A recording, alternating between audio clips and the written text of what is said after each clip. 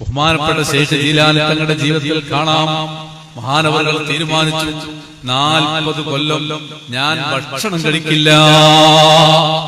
അസ്സലാമു അലൈക്കും വറഹ്മത്തുള്ളാഹി. പ്രിയമുള്ളവരെ, ഈ വീഡിയോയില് പറയപ്പെടുന്നത് മുഹീദ്ദീൻ ഷെയ്ഖ് റഹ്മത്തുള്ളാഹി അലൈഹിയെ സംബന്ധിച്ച് ഒരു തള്ളാണ്, പച്ചക്കളവാണ്.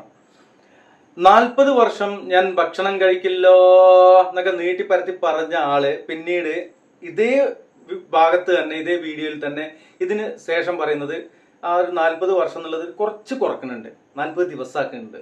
40 മാസമല്ല, പിന്നെ 40 ദിവസത്തേക്ക് ഒരൊറ്റ ചാട്ടാണ്. അപ്പൊ ഇത് നാക്കിൽ പിഴവയാണോ എന്തോട്ടെ. ഇതിനു മുമ്പ് മാലയിൽ പറയുന്നുണ്ട് 40 വർഷം വയല് പറഞ്ഞോവർ എന്നൊക്കെ. അതൊരു സത്യമാണ്. 40 വർഷവും ദഅവത്ത് നടത്തിയ ഒരു മഹാനായിരുന്നു, ഒരു കാലഘട്ടത്തിന്റെ മുജദ്ദിദായിരുന്നു ഷെയ്ഖ് ജീലാനി റഹ്മത്തുള്ളാഹി അലൈഹി. അതിൽ സംശയമൊന്നുമില്ല. ഈ നോണ, ഈ 40 വർഷം ഭക്ഷണം കഴിക്കൂല എന്ന് പറയുന്നത് പച്ചക്കളവാണ്. ഇനി എന്താ പറഞ്ഞു കേൾക്കാം. ഭക്ഷണം ഹലാലാണ്, പക്ഷേ തന്റെ മനസ്സിനെ പാകപ്പെടുത്താൻ വേണ്ടി ശൈഖ് അവറുകൾ തീരുമാനിച്ചതാണ് 40 ദിവസം ഞാൻ ഭക്ഷണം കഴിക്കില്ല. അപ്പൊ 40 ദിവസമായിട്ടില്ലേ? അപ്പൊ നേരത്തെ പറഞ്ഞതോ അല്ലെങ്കിൽ ഏതെങ്കിലും ഒന്ന് തെറ്റ് സംഭവിച്ചതായിരിക്കാം. അല്ലെങ്കിൽ ഈ 40 വർഷം എന്നൊക്കെ തള്ളിയാൽ ഇത് സോഷ്യൽ മീഡിയയിൽ വരും, ആ മൻസൂർ മണ്ണാർക്കാടൊക്കെ എടുത്തിട്ട് ഇതിങ്ങനെ ട്രോളും എന്ന് കരുതിയിട്ടായിരിക്കും പെട്ടെന്ന് തിരുത്തിയിട്ടുണ്ട്. ഓക്കെ, നമുക്കത് നാവിൽ പിഴവ് സംഭവിച്ചതോ അല്ലെങ്കിൽ ഓർമ്മ പിശക് സംഭവിച്ചതോ ഒക്കെ ആയിട്ട് നമുക്ക് കൂട്ടാം. ഭക്ഷണം കഴിക്കുക എന്നുള്ളത് അത് നമ്മുടെ ജീവന്റെ ഭാഗമായിക്കൊണ്ട്, ജീവൻ നിലനിൽക്കുന്നതിന്റെയും ആരോഗ്യത്തിന്റെ ഭാഗമായിക്കൊണ്ടൊക്കെ അത് കഴിക്കണം. ഭക്ഷണം കഴിക്കണം. ഭക്ഷണം കഴിക്കണ്ട എന്നുള്ള പറഞ്ഞ സമയങ്ങളിൽ നമ്മൾ ഭക്ഷണം ഒഴിവാക്കണം. അത് നോമ്പെടുക്കുമ്പോഴും, പ്രത്യേകിച്ച് നിർബന്ധ നോമ്പായ റമദാനിലെ നോമ്പിലൊക്കെയാണ്. അതും ഇങ്ങനെ ദീർഘിച്ച ഒന്നുമില്ല. 40 ദിവസം ദീർഘിച്ചുകൊണ്ട് ഭക്ഷണം കഴിക്കില്ല എന്നുള്ളത് മനസ്സിനെ പാകപ്പെടുത്താൻ ഏറ്റവും മനസ്സ് പാകപ്പെട്ടത് സ്വഹാബാക്കളായിരുന്നു. റസൂലുള്ളാഹി സ്വല്ലല്ലാഹു അലൈഹി വസല്ലമയായിരുന്നു ആ സ്വഹാബാക്കളുടെ നേതാവ്. ഭക്ഷണം ഇല്ലാണ്ട് കഴിക്കാതിരിക്കുന്നു. കഴിക്കാനില്ലാതെ 3 ദിവസങ്ങളോളൊക്കെ പട്ടിണി കിടന്ന ദിവസങ്ങള് റസൂലുള്ളാഹി സ്വല്ലല്ലാഹു അലൈഹി വസല്ലമയ്ക്ക് ഉണ്ടായിരുന്നു. അത് കഴിക്കാൻ പാകപ്പെടുത്താൻ വേണ്ടിയിട്ടല്ല, പാകം ചെയ്യാൻ ഒന്നും ഇല്ലായിട്ടായിരുന്നു. എന്താ മൂല്യരത്? അങ്ങനെയൊന്നും അല്ല. ഇനി ബാക്കി പറയുന്നത്. 40 ദിവസം പൂർത്തിയാകുമ്പോൾ മുഹീദ്ദീൻ ശൈഖ് തന്റെ തീരുമാനം ഒന്നുകൂടി ആവർത്തിക്കുകയാണ്. ഇനിയുള്ള 40 ദിവസം ഞാൻ വെള്ളവും കുടിക്കില്ല. 40 ദിവസം ഭക്ഷണം കഴിക്കാതെ ജീവിച്ചു. ഇനിയുള്ള 40 ദിവസം, അപ്പൊ 40 to 41 ദിവസം മുതല് ഭക്ഷണം മാത്രമല്ല വെള്ളം ഇല്ലാന്ന്. അപ്പൊ ഭക്ഷണം വെള്ളം അല്ലാതെ പിന്നെ 40 ദിവസം, 80 ദിവസം. ഈ 40 ദിവസം വെള്ളം കുടിച്ചിട്ട് ജീവിച്ചു എന്നേലും നമുക്ക് വെക്കാം. വെള്ളം കുടിച്ചിട്ട് ഇപ്പൊ എത്ര കാലം ജീവിക്കാൻ കഴിയും എന്നുള്ളത് മറ്റൊരു കാര്യം. ഇനി അങ്ങനെ വെക്കുക, കഥയല്ലേ, നമ്മൾ ചോദിക്കണ്ട. വെള്ളം കൂടി ഇല്ലാണ്ട് പിന്നെ 40 ദിവസം. ഇപ്പൊ തന്നെ 40 ദിവസം ഭക്ഷണമല്ല, ഇനി വെള്ളവും ഭക്ഷണവും ഇല്ലാതെ 80ാമത്തെ ദിവസം എത്തുമ്പോഴത്തേന് അവസ്ഥ എന്താവും? എന്താ ഊലിയാണെന്നുണ്ടെങ്കിൽ ചൊക്കിച്ചൊളിഞ്ഞിട്ട് മരിച്ചു പോകൂലേ? അള്ള കറാമത്ത് കൊടുത്തിട്ടുണ്ടെങ്കിൽ തന്നെ അള്ള ഭക്ഷണം കഴിക്കാൻ പറഞ്ഞിട്ടുണ്ടാകെ കഴിച്ചിട്ടുള്ള കറാമത്താണ് ഇതുവരെ നമ്മൾ കണ്ടിട്ടുള്ളത്. പിന്നെ ദാരിദ്ര്യത്തിന്റെ മിസ്കിന്മാരായിക്കൊണ്ടുള്ള ആളുകൾ ഭക്ഷണം കഴിക്കാതെയൊക്കെ ഇരുന്നിട്ടുണ്ട്. എന്നാലും ഒരു 2-3 ദിവസം കഴിയുമ്പോൾ ഒരു വെള്ളം ഭക്ഷണമൊക്കെ കഴിക്കും. ഇതൊന്നുമില്ലാന്ന്. ആരെയാണത് പരീക്ഷിക്കുന്നത്? അള്ള അങ്ങോട്ട് പരീക്ഷണം നടത്തുന്ന പറഞ്ഞിട്ടുള്ളത്. അള്ളാനെ അങ്ങോട്ട് പരീക്ഷിക്കവര് 40 ദിവസം ഭക്ഷണം കഴിക്കാതെ പിന്നെ ഒരു 40 ദിവസം വെള്ളവും ഭക്ഷണവും ഇല്ലാതെ അള്ളാനെ പരീക്ഷിക്കുകയാണോ? കേട്ടോക്കി നിങ്ങള്. ആ 40 പൂർത്തിയാകുമ്പോ മഹാനവറുകൾ ഒരു സ്റ്റെപ്പ് കൂടി മുന്നോട്ട് നിൽക്കുകയാണ്. എന്നിട്ട് അവിടുന്ന് തീരുമാനിച്ചു, ഇനിയുള്ള 40 ദിവസം എനിക്ക് ഭക്ഷണം വേണ്ട, എനിക്ക് വെള്ളം വേണ്ട, അതോടൊപ്പം തന്നെ ഒരു സെക്കൻഡ് പോലും ഞാൻ ഉറങ്ങുകയില്ല. അപ്പോ 40 ദിവസം ഭക്ഷണമല്ല, അത് കഴിഞ്ഞിട്ടുള്ള 40 ദിവസം ഭക്ഷണം വെള്ളമില്ല. അപ്പൊ ഭക്ഷണം ഇല്ലാതെ 80 ദിവസമായി, വെള്ളം കുടിക്കാതെ 40 ദിവസമായി. ഓക്കെ, അങ്ങനെ 80 ദിവസം ആകുമ്പോഴത്തിന് തന്നെ ആള് സാധാരണക്കാരനായ ഒരു മനുഷ്യന് ഇല്ലാണ്ടാവും. അതിനിപ്പോ എന്ത് കറാമത്ത് എന്ന് പറഞ്ഞിട്ടും കാര്യമില്ല. കാരണം കറാമത്ത് എന്ന് പറഞ്ഞാൽ അള്ള കൊടുക്കുന്ന ഒരു ആദരവാണ്. ആ ആദരവ് അള്ള പറഞ്ഞത് കേൾക്കണല്ലോ. ഭക്ഷണം കഴിക്കുക എന്നുള്ളത് അള്ളാഹു നമ്മോട് കഴിക്കാൻ പറഞ്ഞതാണ്. നമ്മൾ കഴിക്കണം. നമ്മൾ കഴിക്കാതെ ഞങ്ങൾ കഴിക്കൊന്നുമില്ല, ഇജ്ജ് തന്നെ ഒന്ന് മരിപ്പിച്ചാന്നും പറഞ്ഞിട്ട് ബാസി പിടിക്കാൻ പാടില്ല. അള്ളഹാനോട് മത്സരിക്കാൻ പാടില്ല. അള്ളാന്റെ ഔലിയാക്കൾ അങ്ങനെ ചെയ്യൂല. ഇനിയോ അത് കഴിഞ്ഞിട്ട് ഇനിയുള്ള 40 ദിവസം ഭക്ഷണമില്ല, അത് കഴിഞ്ഞിട്ട് 80 ദിവസം ആകുമ്പോ ഭക്ഷണം വെള്ളമില്ല, അത് കഴിഞ്ഞിട്ട് ഇനി 40 ദിവസം ഉറങ്ങൂല്ലാന്ന്. ഇത്രയും ദിവസം ഭക്ഷണം വെള്ളമില്ലാണ്ട് നടന്നു, ഇനി 40 ദിവസം ഉറങ്ങൂല്ല എന്നാ പറഞ്ഞ് മൂപ്പര് പറയട്ടെ. 120 ദിവസം ഭക്ഷണം കഴിക്കാതെ, 80 ദിവസം വെള്ളം കുടിക്കാതെ, 40 ദിവസം ഒരു സെക്കൻഡ് പോലും ഉറങ്ങാതെ തന്റെ മനസ്സിനെ സംസ്കരിക്കുന്ന പ്രവർത്തനങ്ങളിൽ ബഹുമാനപ്പെട്ട ശൈഖ് ജീലാനി തങ്ങൾ മുഴുകിയപ്പോഴാണ് ഏറ്റവും ഉന്നതമായ ഖദമീ അലാ റഖബാതിൽ ഔലിയാഇ തുറാ, എല്ലാ ഔലിയാക്കന്മാരുടെയും പിരടിയുടെ മീതയാണ് എന്റെ കാലുകൾ എന്ന് പ്രഖ്യാപിക്കുന്ന അവസ്ഥയിലേക്ക് ബഹുമാനപ്പെട്ട മുഹിദ്ദീൻ ശൈഖ് റളിയല്ലാഹു അൻഹു വളരുകയാണ്. അപ്പൊ അതാണ് ഉണ്ടായത്. മുഹിദ്ദീൻ ശൈഖ് റഹ്മത്തുള്ളാഹി അലൈഹി എല്ലാ ഔലിയാക്കന്മാരുടെയും പെരടിയിൽ ചവിട്ടിയത് ഇങ്ങനെയാണ്, ഇങ്ങനെ ത്യാഗം ചെയ്തിട്ടാണ് എന്നാണ്. അപ്പോ മൂപ്പര് ഏതൊക്കെ ഐതിഹ്യത്തിലത്തെ ഏതൊക്കെ കഥകൾ കേട്ടിട്ടുണ്ട്. അതിലെങ്ങനെ അറിയോ? 70,000 വർഷം ഒറ്റക്കാലിൽ തപസ് ചെയ്യും. എന്നിട്ട് ഇങ്ങനെ തപസ്, കഠിനമായ തപസ് ഇങ്ങനെ ചെയ്തിട്ട് അവിടെ ആ തപസ് ആരുടെ പേരിലാണോ തപസ് ചെയ്യുന്നത് ആ മൂർത്തി പ്രത്യക്ഷപ്പെടും. എന്നിട്ട് ചോദിക്കും, വത്സാ തനിക്ക് എന്ത് വരമാണ് വേണ്ടത്? അപ്പൊ ഈ വത്സം പറയും, പ്രഭോ എനിക്ക് എല്ലാം നശിപ്പിക്കുന്ന ഒരു പുല്ലെടുത്തെറിഞ്ഞാൽ വല്ലഭന് പുല്ലുമായതും കേട്ടിട്ടില്ല നിങ്ങള്? അതെറിഞ്ഞാൽ എന്തും ഭസ്മമായി പോകുന്ന വരമാണ് വേണ്ടത്. എന്നാൽ ഇതാ പിടിച്ചോളൂ വത്സ, നിങ്ങൾക്ക് ആ വരം തന്നിരിക്കുന്നു എന്ന് പറയുമ്പോ ഇനി ഇതൊന്ന് പരീക്ഷിക്കണല്ലോ. അപ്പോ ഈ വത്സൻ, ഈ തപസ് ചെയ്ത ആള് ഇതെടുത്തിട്ട് മൂപ്പരിക്ക് തന്നെ നേരിട്ട് എറിയാണ്. പരീക്ഷണം. ഇങ്ങനത്തെ കഥകൾ കേട്ടിട്ടുണ്ട്. അപ്പൊ നമ്മളത് ഉണ്ടെന്നോ ഇല്ലാന്നൊന്നുമല്ല പറയണത്. അങ്ങനത്തെ എന്തോ കഥ കേട്ടിട്ടുണ്ട് മൂപ്പര്. എന്നിട്ട് കഠിനമായ റിയാദയിൽ പോയി തപസ്സനുഷ്ഠിച്ചിട്ട് ഔലിയാക്കന്മാരുടെ തലയിൽ ചവിട്ടി കയറാനുള്ള ശക്തി ഉണ്ടാക്കി എന്ന് പറഞ്ഞത് അല്ല. അള്ളാഹുവിന് ഇബാദത്ത് ചെയ്തിട്ട്, അത് അള്ളാഹ് പറയാത്ത ഇബാദത്ത് ചെയ്തിട്ടല്ല, അള്ളാഹ് പറഞ്ഞത് എന്താണോ അത് ചെയ്യുമ്പോഴാണ് ഇബാദത്താണ്. ഇതും കൂടി അറിയില്ലേ മോലിയരങ്ങൾ? പത്തിത്താബും പിന്നെ കുറെ കിതാബ് ഓതിയിട്ടല്ലേ ഈ വന്നിക്കണത്. പത്തിത്താബ് എന്ന് ഇങ്ങനെ പറയുമ്പോ ആരും തെറ്റിയിരിക്കണ്ട, ചെറിയൊരു കിതാബാണ്. നൂറുൽ അബ്സാർ എന്നൊക്കെ പറഞ്ഞിട്ടുള്ള ചെറിയ കിതാബാണ്. അപ്പോൾ അത് ഒരു വലിയൊരു ഇതെന്നല്ല, പറഞ്ഞു വരുമ്പോൾ അങ്ങനെ സാധാരണ പറഞ്ഞു പോവുകയാണ്. ഇങ്ങനെയൊക്കെ ഇവർ പറയാനുള്ള കാരണങ്ങൾ. ഇതിനിടയ്ക്ക് ഞാൻ സോഷ്യൽ മീഡിയയിൽ ഒരു വീഡിയോ കണ്ടു. അദ്ദേഹം പറയുന്ന കാര്യങ്ങൾ അതൊന്നുമല്ല, അദ്ദേഹത്തിന്റെ ആ ഒരു രൂപം ഭാവം നമുക്കൊന്ന് കണ്ടു നോക്കാം. അസ്സലാമു അലൈക്കും വറഹ്മത്തുള്ളാഹി വബറകാത്ത്. ഞാനൊരു ഭ്രാന്തനാണ്. എന്നെല്ലാരും കാഞ്ഞിരം ബാവ എന്നൊക്കെ വിളിക്കും. വാച്ച് കാലുമേ ഞാനിങ്ങനെ കറങ്ങി നടക്കുന്ന ഒരു ബ്ലൂടൂത്ത് കയ്യിലുണ്ട്, 28 മോതിരണ്ട്. ലോകത്ത് ഇങ്ങനെ സഞ്ചരിച്ച് കറങ്ങി നടന്ന് കാൽനടയായിട്ടും അല്ലാതെയൊക്കെ ഇങ്ങനെ യാത്ര ചെയ്ത് വരുന്ന ഒരാളാണ്.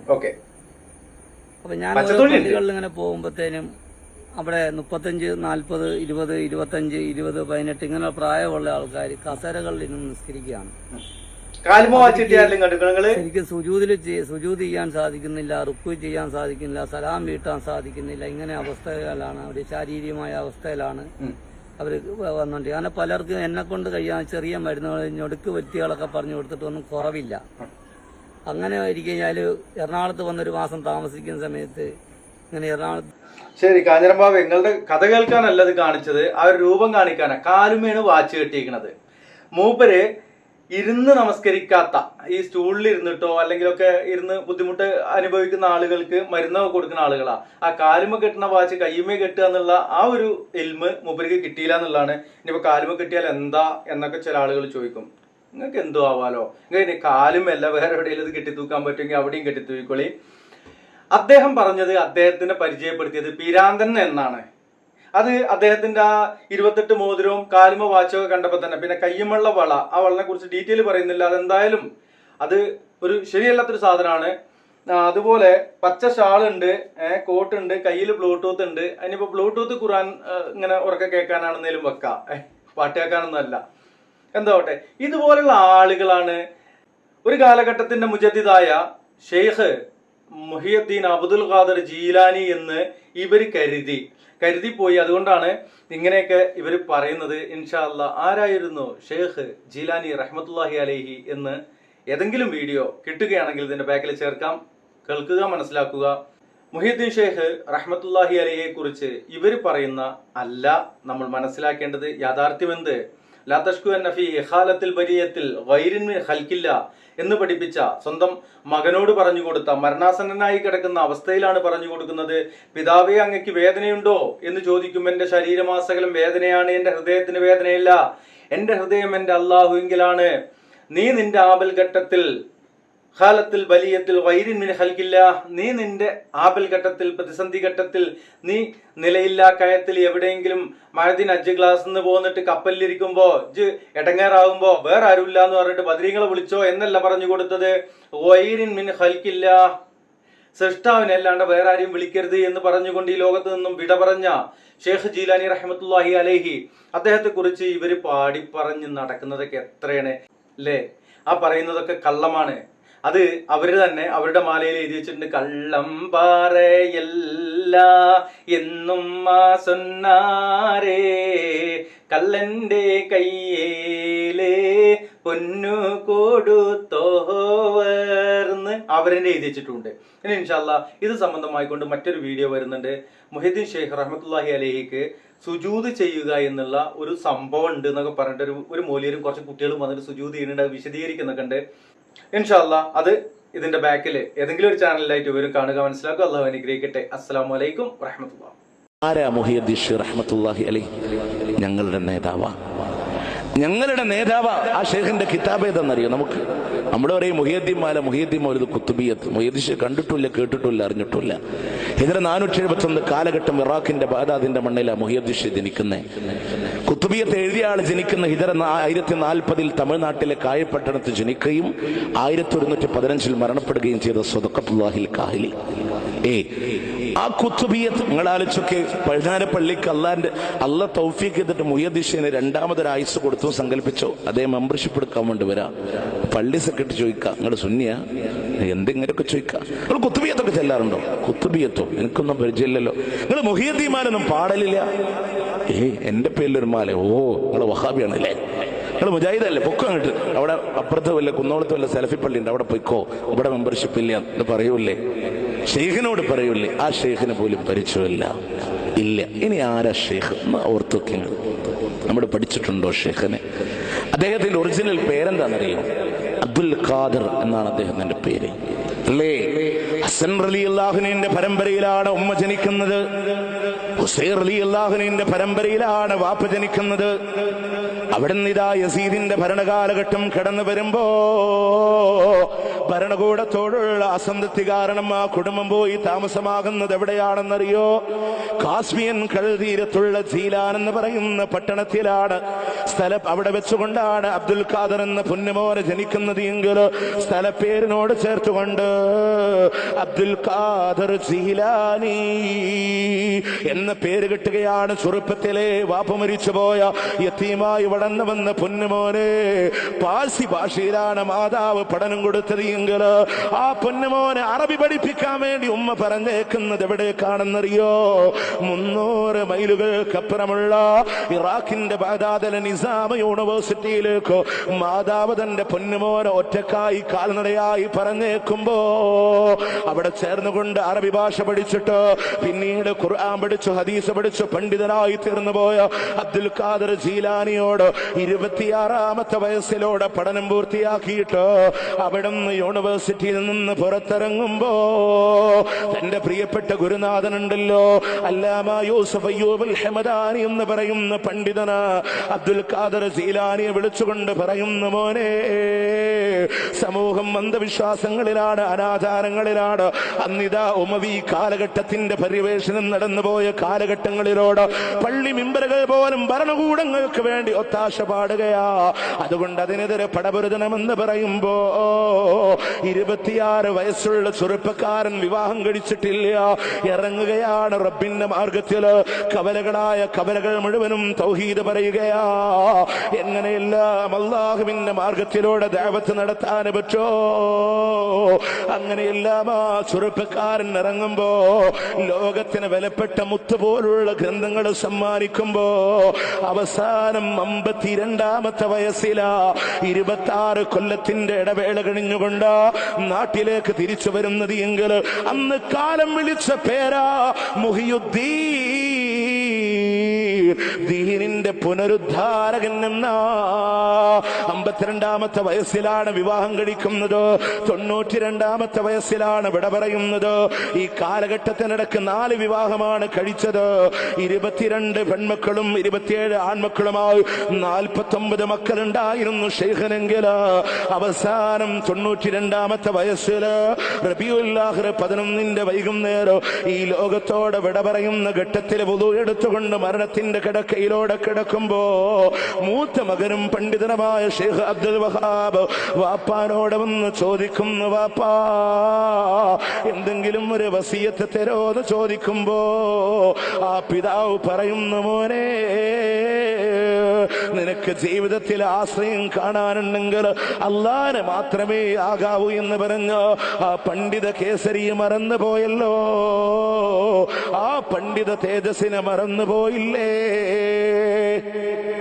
ഏത് ഷെയ്ഖനെയാ നമ്മൾ കേട്ടത്? നമ്മൾ ഇതുവരെ കേട്ട ഷെയ്ഖ് എന്താ? വാപ്പ മോനെ മടിയിലിരുത്തിങ്ങനെ കളിപ്പിക്കുമ്പോ വാപ്പാന്റെ ചക്കരക്കുട്ടിയല്ലടാ ഇതൊക്കെ പറയും. വാപ്പാന്റെ താടിക്ക് കയറി പിടിച്ച് എന്നെ വല്ലാണ്ട് കൊഞ്ചിക്കൊന്നും വേണ്ട, ഞാൻ ഉമ്മാന്റെ ഗർഭപാത്രത്തിലാവുമ്പോ നിങ്ങളോട് വത്തക്ക ചോദിച്ചില്ലേ? ഉമ്മ വത്തക്ക ആവശ്യപ്പെട്ടപ്പോ നിങ്ങൾ വത്തക്ക അന്വേഷിച്ച് പോയപ്പോ ഞാൻ ഉമ്മാടെ ഗർഭപാത്രത്തിൽ നിന്ന് പുറത്തു ചാടി ഒരു ഫക്കീറിന്റെ കോലത്തിൽ വന്നിട്ട് നിങ്ങളോട് വത്തക്ക ചോദിച്ചപ്പോ നിങ്ങൾക്ക് തന്നില്ല അല്ലെ? എന്നിട്ട് ഇപ്പൊ ചക്കരക്കുട്ടിയല്ലേ? ഇതൊക്കെ നമ്മൾ കേട്ടിട്ടുള്ളൂ. എന്ത് റിയൽ ലൈഫ് കേൾക്കാതെ പോയി.